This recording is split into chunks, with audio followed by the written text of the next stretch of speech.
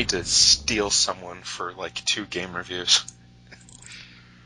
What are you reviewing? Superhot and then XCOM.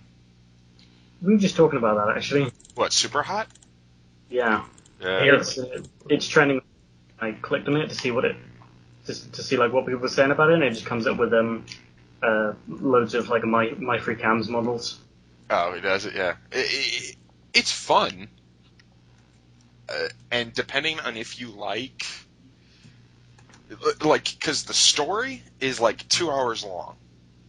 At most, like 2-3 hours long. It's very easy to get through. And most of the meat is on like the endless runs, where it's like you just keep going and going and going. Mm-hmm. Yeah, but so I'm curious about something though, because isn't the whole appeal with this like the whole like bullets only move when you move thing? Yeah. So, but how does that actually apply in gameplay? Like, what does that do?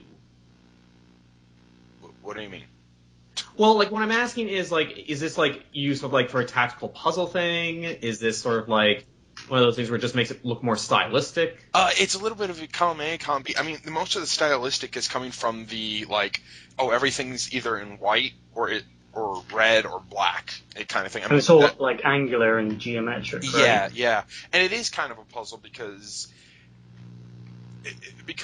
like everything is moving slow, including the bullets themselves. So you have to either like try and move a certain way or go through it a certain way to try and dodge it. And it's like not just pistols that the enemy is using. It's like it's shotguns, so there's like several bullets coming from one shot, or it's like a machine gun where like 3 are being fired out at the exact same time. So you can like aim them at certain people. Everything. Okay. Yeah. No, I was just trying to figure out because I was thinking about the concept. I'm thinking to myself, I'm just trying to think of like what that would actually do as far as gameplay is concerned. Like in what way that's different from say another shooter. I guess it just means you can't. I guess it just means you can't really like sit there and like poke enemies from far. It's not really something you can do like that.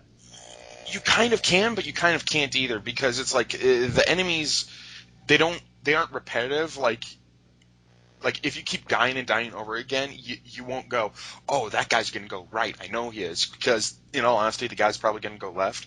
But you do sometimes get lucky, like with the machine gun. Man, I might as well just make this a review. I may as well, because I don't think anyone else here has played it. So just sort of like, use this. Yeah, I might. Yeah, I played the demo that's on the website, but that's it.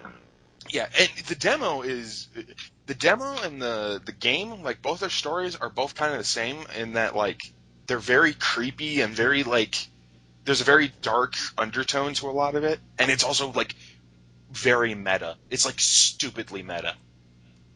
How so? Well, because the plot of the game is that you, the player, are playing the fictionalized version of themselves, and you get a message from a friend talking about a new game called Superhot. So you can already tell, yeah. And as it goes on, weird shit starts to happen in the games. Like someone starts mentioning you about how you need to dance, dog, dance, and then the person, whoever it is, will set up enemies firing at you, and you need to pretty much dance your way around until he says, "Okay, now die," and then you have to die. And it keeps talking to you, the player, personally, or at least the fictionalized version of you, and it's very ridiculous in that way. For some reason, this reminds me of how, like, I think I'm not sure if they're still doing it, but I remember, like, in Assassin's Creed 4, if you looked at your work desk, and it's like, this is all, like, all this technology was made, possible by Abstergo's game branch, Ubisoft. Yeah, it's that. And you're looking at it and you're thinking to yourself, what?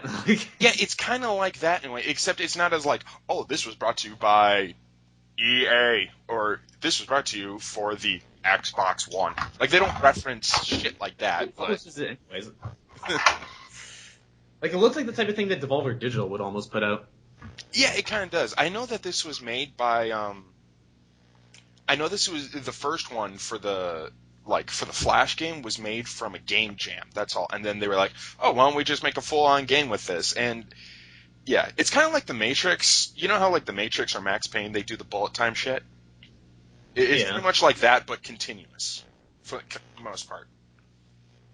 Just it never stops until you move. So do you listen to the Matrix soundtrack while you play it? No, Dun, dun, dun, dun, dun, dun, dun, dun. there's like no music in this. No, that's disappointing. There's like no music, and there's only one voice. There's only one voice throughout the entire game, and it's the guy going super hot, over and over again. Or he'll say the different stuff like "die, dog, die," or "dance now, puppet dance," and that's it. That's the one guy. Okay. Yeah. And it's like, what's the game's like $25 right now? Like on Steam. I don't know what it is for like others, because I know it's on Xbox One, right? Yeah, I just checked the store. It's not out on it yet. All right. Does it at least say the price of what it's going to be? I don't know. I haven't looked. So. Fair enough. Yeah. So I don't know. It's like $25, and it has like it has the main story, which is like probably 3 hours long, maybe around that, maybe a little bit more, 3 hours, 4 hours. And then it has like an endless mode where you can like just keep on moving and keep on doing stuff, just keep on killing people over and over and over and over again.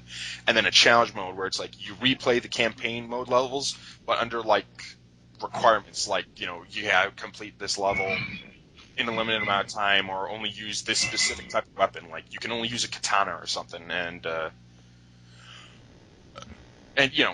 endless mode it's pretty much survival. And then it apparently has like a replay editor where you can like allow users to like make video clips to share around media and all, but it's like I don't know how many people actually do that. I mean, you could just get a recorder and do that shit. Yeah. I don't know, like if it was like $15, $10-15, I think it would be like more than worth it. But it's like how much is it? It's $25 on Steam right now. It's like $22, but the thing is, it's $25. Okay. Yeah, and I don't know. I don't think it's worth it for that much.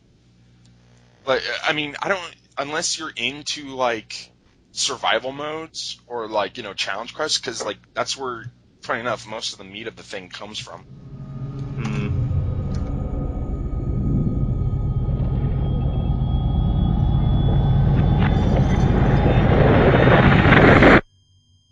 Superhot.